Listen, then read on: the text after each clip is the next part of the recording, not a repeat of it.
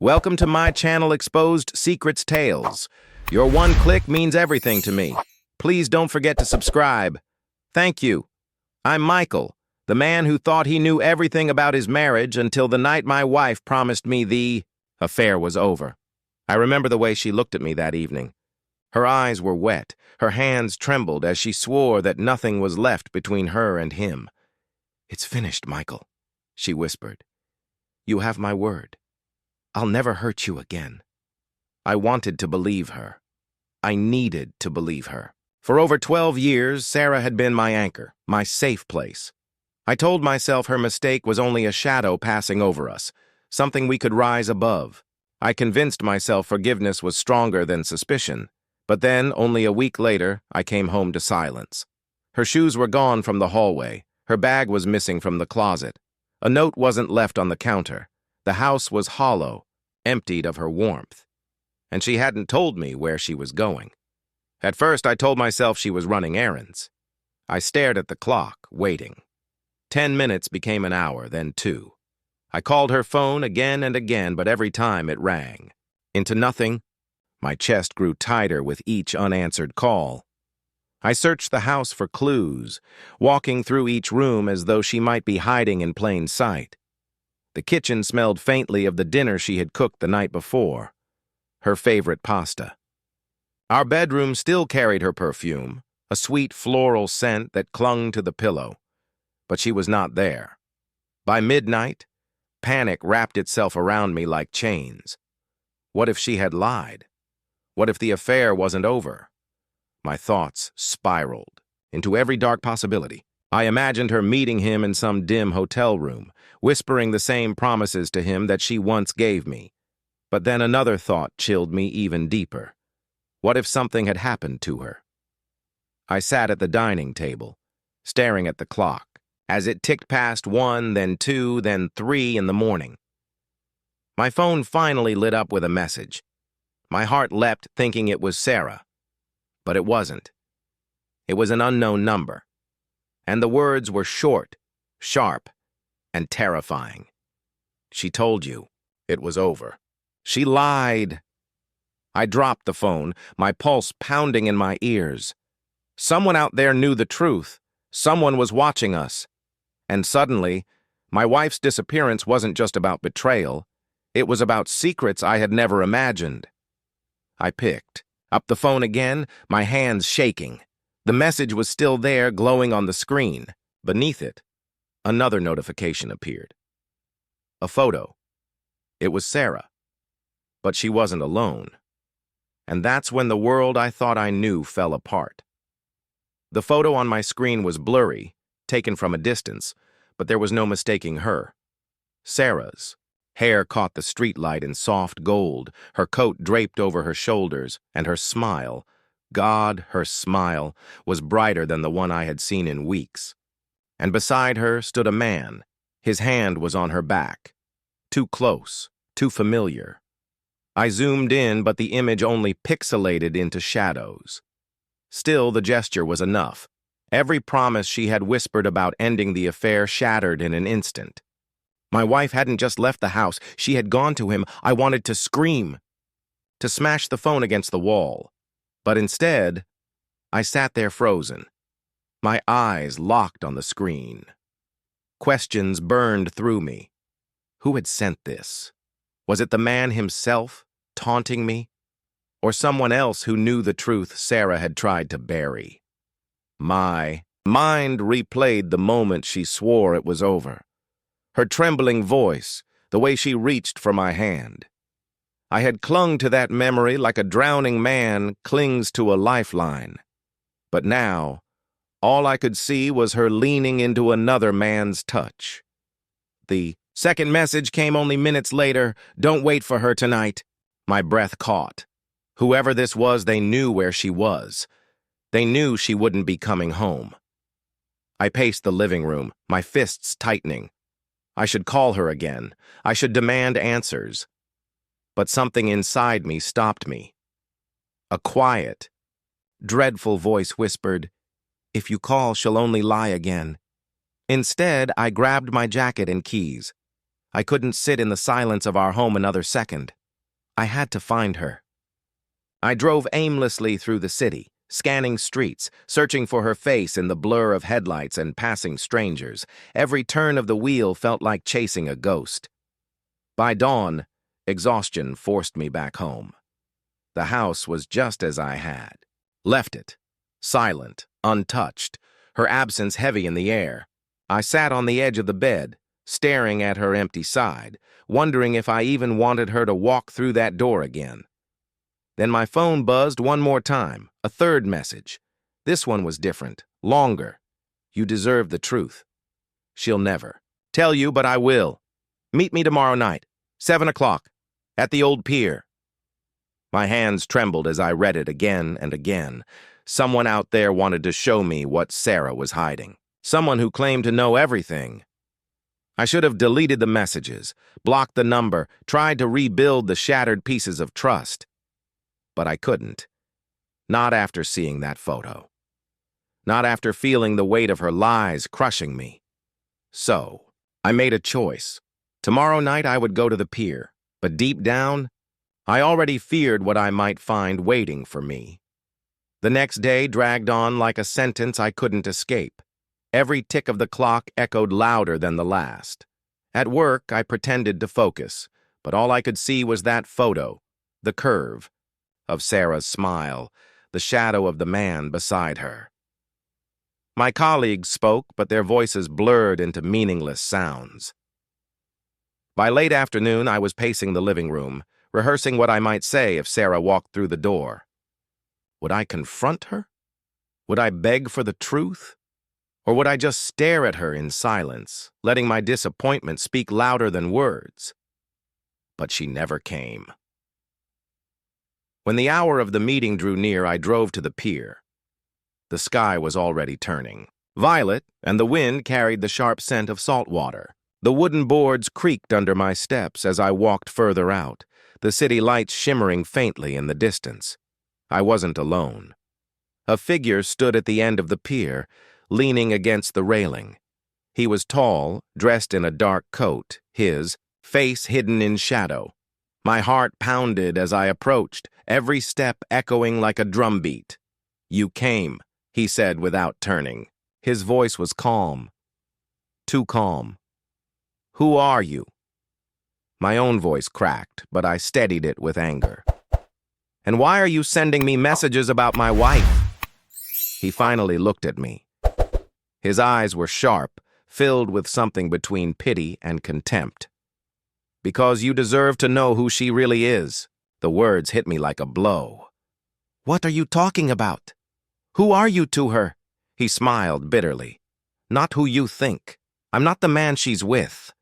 The confusion twisted tighter inside me. "Then why send me that picture? Why drag me out here?" "Because," he said, stepping closer, "I know the man who is with her, and I know where they are right now." The air seemed to thicken around me. My fists clenched. "Tell me." He shook his head slowly. "It's not that simple. If I tell you, everything in your life will change. Do you really want the truth, Michael? Or do you want the comfort of her lies?" My chest burned with anger. "I've already lost the comfort. All I have left is questions. So yes, I want the truth." For a moment, he studied me in silence, as if weighing whether I was ready to carry the weight of what he held. Then, without a word, he pulled a folded envelope from his coat pocket and handed it to me. "This will answer everything," he said. Stared at the envelope in my hand, its edges soft from being handled, my name written on the front in hurried strokes. My pulse raced as though I held fire itself. "Who wrote this?" I demanded. He stepped back, his face slipping once more into the shadows. "She did." The sound of the waves roared beneath the pier, and I felt the boards shift under my feet. My wife had written me this letter, yet instead of leaving it for me at home, she had given it to a stranger. Why? Before I could press him further, the man turned and walked away, disappearing into the night as though he had never been there at all. I looked down at the envelope in my hand, my heart hammering against my ribs, and slowly I began to tear it open. The paper inside trembled in my hands as though it carried the weight of every secret Sarah had tried to bury. Her handwriting spilled across the page, familiar loops and careful strokes that once brought me comfort when she left me notes on the kitchen counter. But this note wasn't written in the warmth of love. It was written in fear. "Michael," it began. "By the time you read this, I may already be gone. I don't know if I'll ever return. Please believe me when I say I never wanted to hurt you.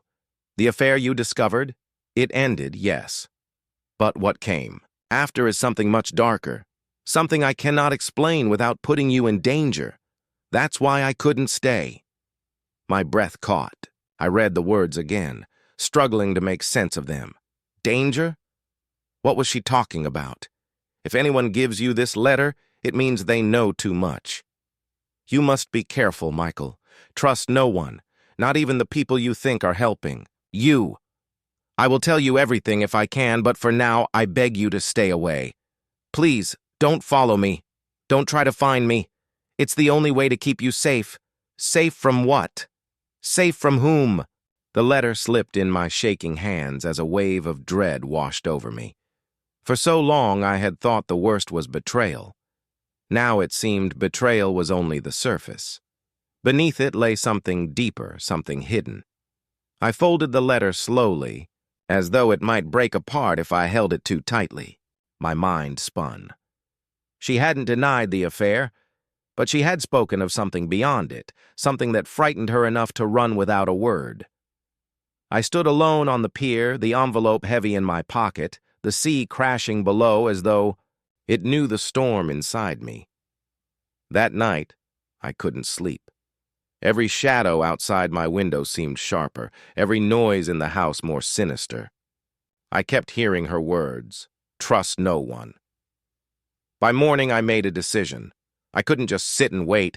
I needed answers. If she wouldn't tell me, I would find them myself. I went back to the pier the next evening, hoping to see the stranger again, but he was nowhere to be found. The wind bit colder. The boards creaked louder, but the end of the pier was empty. I returned to the car, frustration burning through me. That was when I noticed something tucked beneath my windshield wiper. Another envelope, no name on it, just a single sheet of paper inside, and on that paper, in bold block letters, was a single line, "Meet me where she used to go." My heart stopped. I knew exactly where that was. Sarah had a cafe she visited often, a quiet place on the edge of town where she claimed to read and write. She had always called it her sanctuary. Now it was the next destination in this twisted trail. I started the engine, my pulse racing. I didn't know what I would find there, Sarah, the man she had been with, or perhaps another stranger waiting in the shadows. But I had no choice. I needed the truth. So I drove toward the cafe, unaware that someone was already watching me from the side of the street, their gaze fixed on my every move. The night was restless, the kind that pressed on your chest and whispered that something was about to change. I gripped the wheel tighter as I approached the cafe. Its windows glowed faintly, though the sign above the door flickered as if struggling to stay alive. I parked across the street and sat there for a moment, watching. The cafe looked almost deserted. Just a couple of figures inside. An older man reading a newspaper, a woman wiping down the counter. No sign of Sarah, no sign of anyone waiting for me. Still, my gut told me this wasn't ordinary. I stepped inside. The warmth and faint aroma of coffee wrapped around me. I scanned the room, my eyes darting to every corner. Nothing. Just the soft hum of a refrigerator and the low murmur of the man with his newspaper. Then I noticed it. A small envelope resting on my usual table near the window. My heart thudded. Slowly, I crossed the floor and sat down, my hands trembling as I reached for it. The envelope was plain, unmarked, but I knew it was meant for me. Inside was another letter. Short. Urgent. "Michael, stop searching. Every step you take puts us both at risk. If you love me, you'll let me go. Don't come here again. Don't try to follow. Please, for your sake, turn back now. It was Sarah's handwriting again. I read the note 3 times, anger rising with every word. Let her go. After 12 years of marriage? After nights spent wondering where she was, who she was with? No, I couldn't. But before I could even gather my thoughts, the older man with the newspaper stood and approached me. He moved slowly, deliberately, his face calm, but his eyes sharp. "You shouldn't be here," he said quietly, his voice firm. "She warned you." My chest tightened. "Do you know where she is?" His gaze lingered on me. "Knowing won't save you. Knowing will only destroy you." I pushed back my chair, anger overriding fear. "Tell me where she is." He leaned closer, lowering his voice until it was barely a whisper. "You think this is about an affair. It isn't. It's bigger. She's caught in something you cannot imagine. And if you don't walk away right now, you'll be caught in it too." His words sank like stones into my chest. "Bigger than an affair? Something darker? Who are you?" I demanded. But before he could answer, the cafe door swung open. A man in a dark coat stepped inside, scanning the room with eyes like knives. The old man stiffened immediately. His lips pressed together, and he slipped a small card into my hand beneath the table. "Go," he whispered urgently, "before he sees." "You?" I clutched the card, rising to my feet, my pulse racing. The man in the coat was already walking toward me, his gaze locked like a predator. I shoved the note into my pocket and hurried out of the cafe, the cold air hitting me like a slap. My hands shook as I fumbled for my car keys, but before I could start the engine, I pulled the card out to read it under the dim streetlight. One word, one place. Harbor. My breath froze. Sarah had always avoided the harbor, always shivered when we drove past it, as if the place carried ghosts. And now, it was the next clue. But as I gripped the card tighter, I caught sight of the cafe window. The man in the dark coat was standing there, staring out at me, his expression unreadable. For a long moment, we just locked eyes through the glass. My chest pounded, my palms slick with sweat. Then, without warning, he turned away and disappeared deeper into the cafe. I sat frozen in my car, the small card still clutched in my hand. Harbor. The word burned into my mind like a brand. If Sarah had avoided that place for years, then why? Was it written as the next clue? I started the engine and drove, my headlights slicing through the night. The city slowly thinned out, replaced by the quiet hum of water and the faint cries of gulls overhead. By the time I reached the harbor, the moon was high, casting silver streaks across the waves. The place was deserted. Old warehouses stood like silent sentinels, their windows dark, their doors chained. The water lapped against the dock, whispering, secrets I could not hear. I parked and stepped out, the cold air biting into me. My footsteps echoed on the wooden planks as I walked deeper into the harbor. My eyes searched for movement, for light, for anything that might tell me why I had been sent here. That's when I saw it. Another envelope. It was taped to a rusted metal post near the edge of the dock. My hands shook as I pulled it free and tore. It opened. Inside was a single sheet of paper, Sarah's handwriting scrawled across it. "Michael, I begged you not to follow, but if you're reading this, then you wouldn't listen. The man in the dark coat. He is not who he seems. Trust no word he speaks.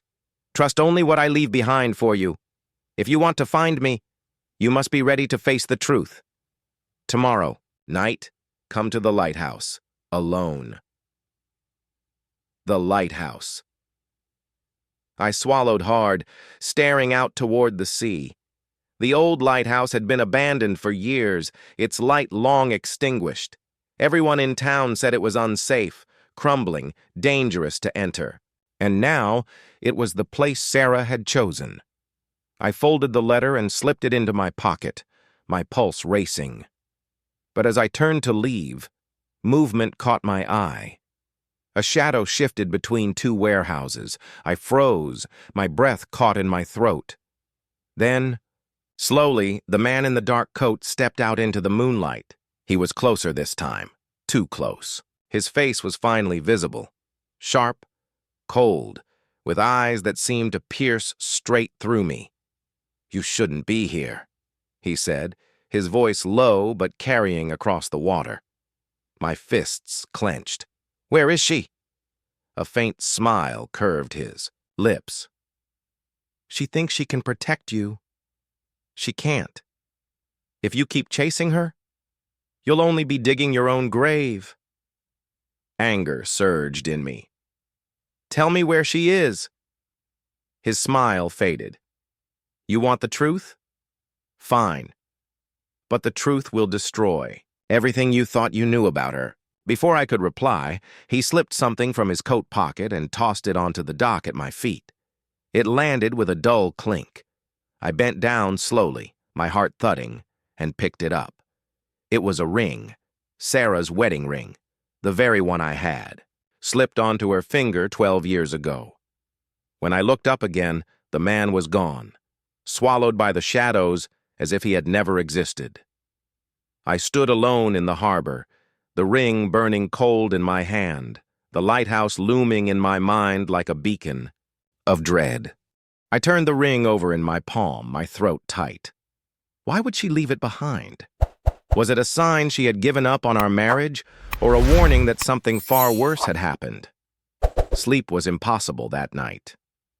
I sat in the living room with the ring on the table, the letter folded beside it, staring into the dark as the hours crawled by. Every time I closed my eyes, I saw her, Sarah, smiling in that photo, her hand resting on another man's back. And then I saw her writing, pleading, with me not to follow. The contradictions tore me apart. By the time dawn broke, I was a man already unraveling. All that kept me moving was the single word etched in my mind: lighthouse. When night fell again, I drove there. The road was narrow, winding, and the sea stretched endlessly on either side, dark and merciless. The old lighthouse towered above the cliffs, its windows shattered, its once bright paint now faded and peeling. It looked like the bones of something long dead. I parked the car, the headlights cutting across the broken steps that led to the door. The air smelled of salt and rust. My heart pounded so hard I could feel it in my throat. I climbed the steps slowly, the boards groaning under my weight. At the top, I found the door slightly ajar. My hand hovered over it, trembling, before I finally pushed it open. The inside was silent except for the wind whistling through the cracks. Dust floated in the air, catching the pale moonlight. Broken furniture lay scattered across the floor, and then a voice. Michael. Her voice. Sarah's voice. I spun around, my breath catching, and there she was, half hidden in the shadows near the spiral staircase. Her hair was messy, her face pale, her eyes wide with fear. "Sarah," my voice broke as I stepped toward her. "Why? Why are you doing this to me? What's happening?" She shook her head quickly. "You shouldn't have come. I told you to stay away." "Stay away?" I nearly shouted, my chest burning. "You disappear without a word. I find letters, strangers, men following me, and you expect me to stay away? You owe me the truth." Tears filled her eyes. "The truth will destroy us both." I reached into my pocket and held out the ring. "Then explain this. He gave me your wedding ring, Sarah. Do you know what that means to me? Do you know what it feels like to hold this in my hand and not know if you're alive, if you still love me, if—" She gasped when she saw it, pressing a hand to her mouth. Her whole body shook. "He has it? He's been watching me." My heart twisted. "Who is he?" Before she could answer, a loud crash echoed through the lighthouse. The door downstairs slammed shut. Heavy footsteps pounded against the wooden floor. Sarah's eyes widened with terror. "It's him! He followed you!" The air turned cold. My blood ran ice. "Michael," she whispered urgently, grabbing my arm. "You have to hide." But it was too late. The footsteps were already climbing the spiral staircase, slow, deliberate, like a predator who knew exactly where his prey was waiting. I grabbed Sarah's hand, holding it tightly. Her grip was cold, but steady, trembling with fear. We pressed, ourselves against the wall, trying to make ourselves as small as possible, hearts hammering in unison. The door at the top of the staircase creaked. I could see the shadow stretching across the broken floorboards. Then he appeared, the man in the dark coat. His eyes locked on us, sharp and unyielding. "You shouldn't have come here, Michael," he said, his voice calm, almost too calm. "You've seen too much already." I stepped forward, anger overwhelming fear. "Enough games! Who are you? Why are you doing this? Where is she taking me?" He smiled, a chilling smile. "I am the consequence of your trust, Michael. You think marriage is simple, that love protects you, but secrets always find a way to surface. And she, Sarah, has been caught in something far beyond both of you." Sarah gasped. "I didn't tell him," she whispered, tears streaming down her cheeks. "I tried to protect him." "Protect me from what?" I demanded, my voice breaking. The man in the coat stepped closer. "From the truth. But now it's too late." Before I could react, he lunged, not at us, but toward a small hatch in the floor. He lifted it, revealing a hidden compartment. Inside were papers, photographs, and letters, proof of things I never imagined. A secret life Sarah had stumbled into. People watching her, dangerous people who had tied her to situations far beyond an ordinary affair. I stared in disbelief. This isn't just about us." "No," he said softly. "It's bigger, but you have a choice. Walk away now, leave her behind, and you might survive. Or stay, confront everything, and risk losing it all." I looked at Sarah. Her face was pale, but her eyes met mine with desperation and love all at once. In that instant, I knew there was no choice. I couldn't leave her. Not now, not ever. I stepped forward, my hand still holding hers. "We face it together. Whatever it is, we face it together." Her lips trembled into a faint smile. I was so scared you wouldn't." The man in the dark coat nodded slowly. "Very well, but know this. The truth will change everything. And once you see it, there is no going back." Then he stepped back into the shadows and disappeared. Silence swallowed the lighthouse. I turned to Sarah, clutching her hands. "Tell me, now! I can take it! Whatever it is! No more hiding! No more running!" She drew a deep breath, and for the first time in weeks, I saw her whole self. Not the woman running, not the woman hiding, but the woman I had fallen in love with 12 years ago. "It all started with him," she whispered, her voice breaking. "The man you saw in the photo, he threatened me. I tried to end it, I really did. But once I walked away, he made me disappear. Forced me to leave clues, to send letters. I wanted to come back. I wanted to tell you everything. But I couldn't. Risk your life, Michael. That's why I left. And that's why I asked you to stay away." I held her tighter, my anger dissolving into relief and love. "You promised me nothing, but I believe you now. We'll fix this. We'll get through it." She nodded, tears sliding down her cheeks. Together. Always together. The harbor wind rattled the windows, but for the first time in weeks, I felt a small, fragile peace. We had faced the lies, the fear, the danger, and survived. I slipped Sarah's hand into mine and whispered, "I'm not letting you go again." And this time, I meant it.